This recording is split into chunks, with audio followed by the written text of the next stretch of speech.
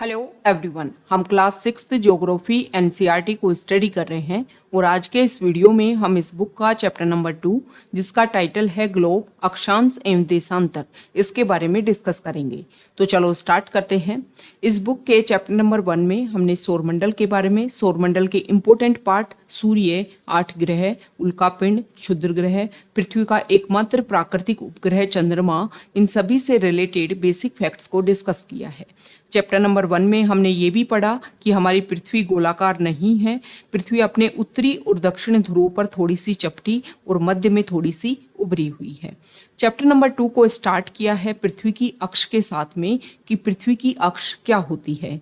यहाँ पर अगर हम डिस्कस करें तो आप सभी को पता है कि पृथ्वी दो तरह की गतियाँ करती है। एक होती है परिक्रमण गति और एक होती है घूर्णन गति। तो जो घूर्णन गति होती है उसमें पृथ्वी अपने अक्ष पर 24 घंटों में एक पूरा चक्कर लगाती है अपने ही अक्ष पर। तो यहाँ पर ग्लोब में जो आपको ये सुई जैसी संरचना जो थोड़ी सी झुकी हुई अवस्था में दिखाई दे रही है, इसी को पृथ्वी का अक्ष बोलते हैं। अगर आप रियलिटी में पृथ्वी को व्यू करोगे तो इस तरीके की कोई भी सुई जैसी संरचना पृथ्वी के आर पार नहीं है। सिर्फ और सिर्फ अक्ष एक काल्पनिक रेखा है जिसके बेसिस पर यह माना जाता है कि पृथ्वी अपने अक्ष, अपनी धुरी पर अपनी घूर्णन गति को कंप्लीट करती है पश्चिम से पूर्व की ओर घूमते हुए। आप इसको इस तरीके से समझिए। वैसे पृथ्वी की गतियों के बारे में नेक्स्ट चैप्टर में हम डिस्कस करेंगे। आप सभी को पता है लास्ट चैप्टर में हमने ये डिस्कस किया था कि सौरमंडल में सेंटर में जो है वो सूर्य है, उसके अलावा 8 ग्रह सूर्य के चारों तरफ चक्कर लगाते हैं। तो इन ग्रहों की दो गतियां हैं, एक है घूर्णन गति और एक है परिक्रमण गति। परिक्रमण गति ये होती है कि जो ग्रह हैं वो अपने निश्चित पथ पर सूर्य के चारों तरफ चक्कर लगाते हैं। सेम इसी तरीके से पृथ्वी भी सूर्य के चारों तरफ जो है वो चक्कर लगाती है। तो पृथ्वी इस तरीके से चक्कर नहीं लगाती है कि सीधा इस तरीके से पृथ्वी जो है वो सूर्य के चारों तरफ चक्कर लगा रही है, ऐसा नहीं है। पृथ्वी एक साथ में दो गतियां करती है, मतलब पृथ्वी अपने अक्ष पर भी घूमती है, साथ ही साथ इस तरीके से घूमती घूमती पृथ्वी जो है वो अपनी परिक्रमण गति को भी कंप्लीट करती है। तो ये जो अपने अक्ष पर इस तरीके की जो गति कर रही है पृथ्वी, उसको बोलते हैं घूर्णन गति, और जिसके बेसिस पर ये गति हो पा रही है उसी को बोलते हैं पृथ्वी का अक्ष। आपको ये ध्यान में रखना है कि पृथ्वी का अक्ष जो है वो झुकी हुई अवस्था में है। इसके अलावा पृथ्वी पर और भी काल्पनिक रेखाओं को माना गया है। उन सभी के बारे में जिनको हम अक्षांश और देशांतर के नाम से जानते हैं, उनके बारे में अब हम डिस्कस कर लेते हैं। तो सबसे पहले बात बताई गई है विषुवत वृत्त की, विषुवत रेखा की।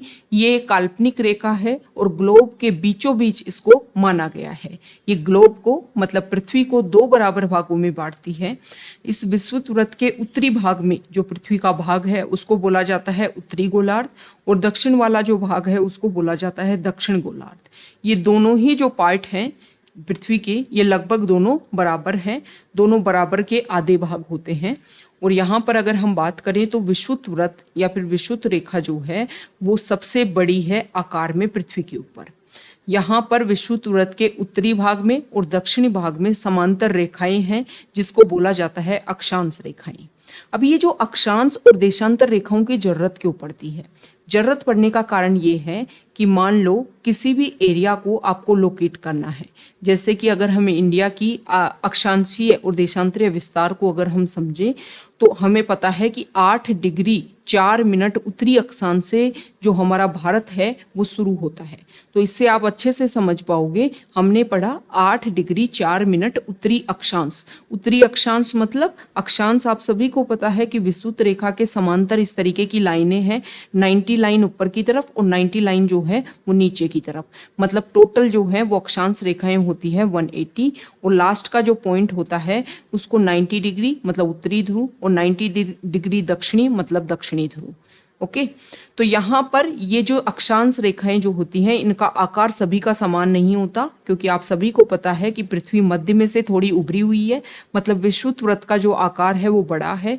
उसके बाद में जो अन्य अक्षांश रेखाएं हैं इधर और नीचे की तरफ, ये सभी जो है आकार में छोटी होती जाती हैं। लेकिन सबसे इंपॉर्टेंट बात, सभी अक्षांश रेखाओं के बीच की जो जगह है वो लगभग सभी जगह समान है, सभी जगह समान दूरी पाई जाती है एक अक्षांश से दूसरे अक्षांश के बीच में। तो इस तरीके से हमने समझा कि ये अक्षांश रेखाएं होती हैं और किसी भी स्थान की स्थिति और विस्तार को एक तरीके से स्थापित करने के लिए मैप में ये अक्षांश और देशांतर रेखाओं को काल्पनिक रेखाओं के रूप में माना गया है। यहाँ पर अगर हम देखें तो देखो, इसके अलावा पृथ्वी में हमने देखा कि ये है विषुवत वृत्त, उत्तर में हमने देखा उत्तरी ध्रुव और दक्षिण में देखा दक्षिणी ध्रुव। इसके अलावा भी हमारी पृथ्वी पे कुछ ऐसी महत्वपूर्ण अक्षांश रेखाएं हैं जिसमें अगर हम बात करें तो विषुवत वृत्त 0 डिग्री अक्षांश, उत्तर ध्रुव 90 डिग्री उत्तरी अक्षांश, दक्षिणी ध्रुव 90 डिग्री दक्षिणी अक्षांश। और इसके अलावा भी अगर हम देखें तो उत्तरी गोलार्ध में 23.5 डिग्री उत्तरी अक्षांश है कर्क रेखा, दक्षिणी गोलार्ध में 23.5 डिग्री दक्षिणी अक्षांश है मकर रेखा। इसके अलावा 66.5 डिग्री उत्तरी अक्षांश है उत्तर ध्रुव व्रत और 66.5 डिग्री दक्षिण अक्षांश है दक्षिणी ध्रुव व्रत। ये इम्पोर्टेंट है हमारे यहाँ पर तापमान के बेसिस पर कौन कौन से एरिया को किस तरीके से डिवाइड किया जाता है उनको निर्धारित करने के लिए। तो यहाँ पर अगर हम बात करें कि पृथ्वी पर कौन कौन से ताप गतिबंध पाए जाते हैं तो कर्क रेखा से और मकर रेखा के बीच में जो सभी अक्षांश हैं यहाँ से और यहाँ के बीच में अगर हम देखें तो इन सारे अक्षांशों के बीच में सूर्य जो है वो कभी ना कभी सीधा चमकता है। मतलब कर्क रेखा से मकर रेखा के बीच की जो जगह है वो ज़्यादा से ज़्यादा सूर्य के तापमान को गेन करता है, इसीलिए इस जगह को बोला जाता है उष्ण कटिबंध के नाम से। उसके बाद में 23.5 डिग्री उत्तरी अक्षांश और 23.5 डिग्री दक्षिण अक्षांश के बाद में जैसे जैसे हम ध्रुवों की तरफ जाते हैं सूर्य की किरणें जो हैं वो तिरछी होने लग जाती हैं और तिरछी किरणें जो हैं उसकी वजह से जो तापमान है उसमें गिरावट आती है। तो यहाँ पर अगर हम बात करें तो कर्क रेखा से उत्तरी ध्रुववर्त के बीच का जगह और दक्षिण गोलार्ध में मकर रेखा से दक्षिणी ध्रुववर्त के बीच का जो जगह है वहाँ का तापमान मध्यम रहता है, इसलिए उसको शीतोष्ण कटिबंध कहा जाता है। अब जैसे जैसे आप उत्तरी ध्रुववर्त से यहाँ से उत्तरी ध्रुव की तरफ जाएंगे 90 डिग्री उत्तरी अक्षांश की तरफ जाएंगे तो यहाँ पर जो किरणें जो हल्की हल्की तिरछी हुई यहाँ पर जाकर के बिल्कुल तिरछी हो जाएंगी, मतलब यहाँ पर तापमान जो है और भी कम रहेगा। सेम इसी तरीके से दक्षिणी गोलार्ध में भी देखने को मिलेगा कि यहाँ पर जाकर के बिल्कुल तिरछी हो जाएंगी तो यहाँ पर टेम्परेचर और भी कम मिलेगा। तो दक्षिणी ध्रुव व्रत से दक्षिणी ध्रुव तक के बीच की जो जगह है उसको बोलते हैं शीत कटिबंध और उत्तरी ध्रुव शीत कटिबंध से बोलते हैं उत्तरी ध्रुव के बीच का जो जगह है उसको बोलते हैं उत्तरी शीत कटिबंध। तो ये हमने 3 ताप कटिबंध पृथ्वी के ऊपर देखे। एक हमने देखा उष्ण कटिबंध जहां पर बिल्कुल सीधी सूर्य की किरणें कभी ना कभी पड़ती हैं पूरे साल भर में, यहाँ पर तिरछी किरणें स्टार्ट हो जाती हैं, इसको बोलते हैं शीतोष्ण कटिबंध। और ये नेक्स्ट है शीत कटिबंध जहाँ बिल्कुल जो है वो सूर्य का तापमान बहुत कम मात्रा में प्राप्त हो पाता है। तो यहाँ पर यहाँ जो सूर्य है ना ध्रुवों की तरफ सूर्य क्षितिज से ज़्यादा ऊपर नहीं आ पाता है, इसलिए इनको शीत कटिबंध ये कहलाते हैं। अब बात आती है देशांतर की कि देशांतर होते क्या है। जिस तरीके से हमने पृथ्वी पर, आप इस तरीके से समझिए कि पृथ्वी है और पृथ्वी पर जो आड़ी पड़ी हुई लाइनें हैं उनको बोलते हैं अक्षांश और जो सीधी खड़ी लाइनें हैं उनको बोलते हैं देशांतर। अब ये लाइनें क्यों निर्धारित की गई? हमने देखा कि किसी भी स्थान के स्थिति और विस्तार को जानने के लिए ये लाइनें जो हैं वो इम्पोर्टेंट है और आप एक तरीके से इन लाइनों के बेसिस पर व्यू कर सकते हो कि आपका एरिया जो है वो कहाँ पर लोकेटेड है और कहाँ से कहाँ तक एग्जिस्ट करता है। तो इस तरीके की जो देशांतर रेखाएं हैं किसी स्थान की स्थिति को बताने के लिए उस स्थान के अक्षांश के अतिरिक्त कुछ और जानकारियों की भी आवश्यकता होती है। जैसे यहाँ पर एग्जाम्पल दे रखा है कि प्रशांत महासागर में स्थित टोंगा द्वीप, हिंद महासागर में स्थित मॉरिशस, ये एक ही अक्षांश मतलब 20 डिग्री दक्षिण पर स्थित है। और ये बातें हमें कैसे पता चल पाई? क्योंकि हमने अक्षांश और देशांतर के बेसिस पर संपूर्ण पृथ्वी का जो मैप है उसको हमने स्थापित कर रखा है ताकि हम समझ पाते हैं कि एक ही अक्षांश लाइन पर कौन कौन सी जगह जो है वो स्थापित है। आप मैप को देखिए और तब आप इसको समझ पाओगे। तो यहाँ पर जो देशांतर रेखाएं हैं वो ये होती हैं कि उत्तरी ध्रुव को दक्षिण ध्रुव से जोड़ने वाली जो रेखाएं हैं उनको क्या बोला जाता है? उनको बोला जाता है देशांतर रेखाएं हैं। अब ये जो देशांतर रेखाएं हैं, इनको देखने पर आपको पता चल रहा होगा कि जो 0 डिग्री अक्षांश है, मतलब विषुवत वृत्त है, वहां पर इन दो देशांतर रेखाओं के बीच की दूरी जो है वो सबसे ज्यादा होती है। लेकिन जैसे जैसे देशांतर रेखाएं ध्रुवों की तरफ जाती हैं, इनके बीच की दूरी कम होती हुई और लास्ट में ध्रुवीय वाले इलाके में ये जाकर के एक दूसरे में मर्ज हो जाती हैं। लेकिन सभी जो देशांतर रेखाएं हैं उनकी लंबाई समान होती है। अक्षांश में लंबाई समान नहीं होती, लेकिन बीच की दूरी जो है वो समान होती है। देशांतर में बीच की दूरी समान नहीं होती। जैसे जैसे हम ध्रुवों की तरफ बढ़ते हैं, वैसे वैसे दो देशांतर के बीच की दूरी जो है वो कम होती जाती है। लेकिन लंबाई जो है वो सभी देशांतर रेखाओं की एक समान है, क्योंकि सभी देशांतर रेखाएं उत्तरी ध्रुव से दक्षिणी ध्रुव तक जो है वो जोड़ने का काम करती है।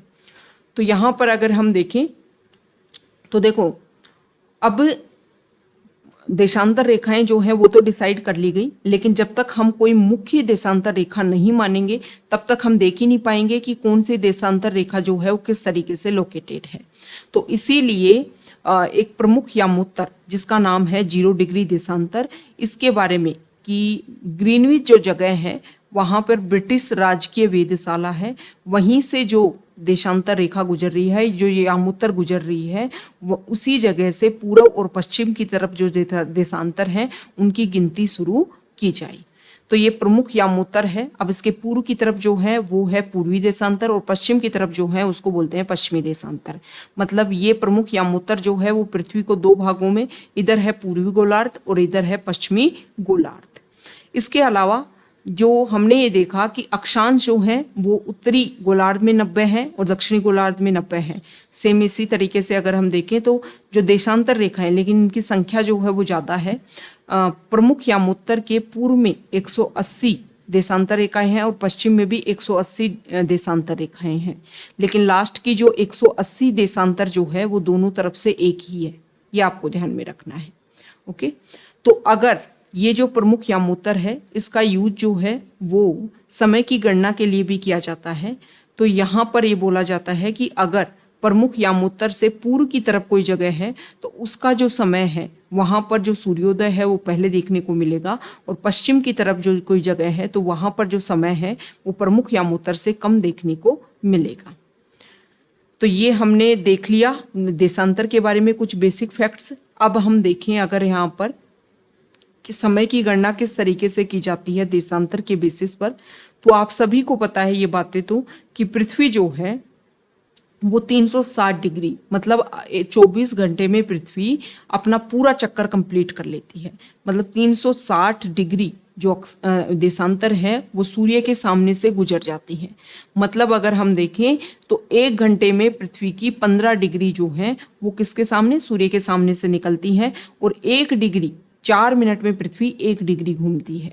तो आप इसमें ये समझिए कि 1 डिग्री मतलब यहाँ पर ये बताया गया है कि जब ग्रीनविच में दोपहर के 12 बजते हैं तो ग्रीनविच से 15 डिग्री पूर्व में समय होगा, ग्रीनविच से 1 घंटा आगे, मतलब वहाँ दोपहर का 1 बजा होगा। सेम इसी तरीके से हमारा जो भारत है उसका अगर आप अक्षांशीय और देशांतरीय विस्तार देखें तो देशांतरीय विस्तार हमारा भारत जो है वो 68 डिग्री पूर्वी देशांतर से 97 डिग्री पूर्वी देशांतर के बीच में फैला हुआ है। तो यहाँ पर दोनों के बीच में समय की अगर गणना, क्योंकि अगर हम बात करें तो 1 डिग्री जो है उसी में 4 मिनट का अंतर आ जाता है। तो यहाँ पर भारत के पूर्वी भाग और पश्चिमी भाग में जो अंतर है वो लगभग 1 घंटा 45 मिनट का अंतर है। ओके, तो इसको बांटने के लिए या इसको एक तरीके से डिसाइड करने के लिए भारत में प्रमुख या एक मानक रेखा जो है वो डिसाइड की गई और उसको बोला जाता है 82.5 डिग्री पूर्वी देशांतर, कि इसी के बेसिस पर भारत का जो समय है उसको निर्धारित किया जाएगा।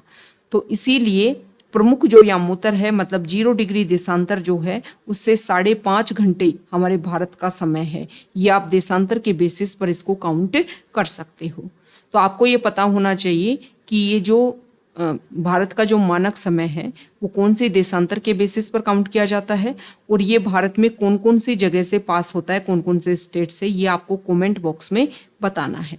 तो ये हमारा चैप्टर नंबर 2 था क्लास 6 की ज्योग्राफी का, जिसमें हमने अक्षांश और देशांतर रेखाओं से रिलेटेड कुछ बेसिक फैक्ट्स को डिस्कस किया है जो हमारे लिए इम्पोर्टेंट है। यहाँ पर क्वेश्चन आंसर दे रखे हैं इस चैप्टर के, जो आपको एक बार व्यू कर लेने चाहिए और पता होना चाहिए कि कौन कौन से क्वेश्चन पूछे गए हैं। पता भी चल जाता है कि हमने जो चैप्टर कंप्लीट किया है उसमें सारी जो बेसिक अंडरस्टैंडिंग है वो हम कंप्लीट कर पाए या नहीं कर पाए। Okay, thank you.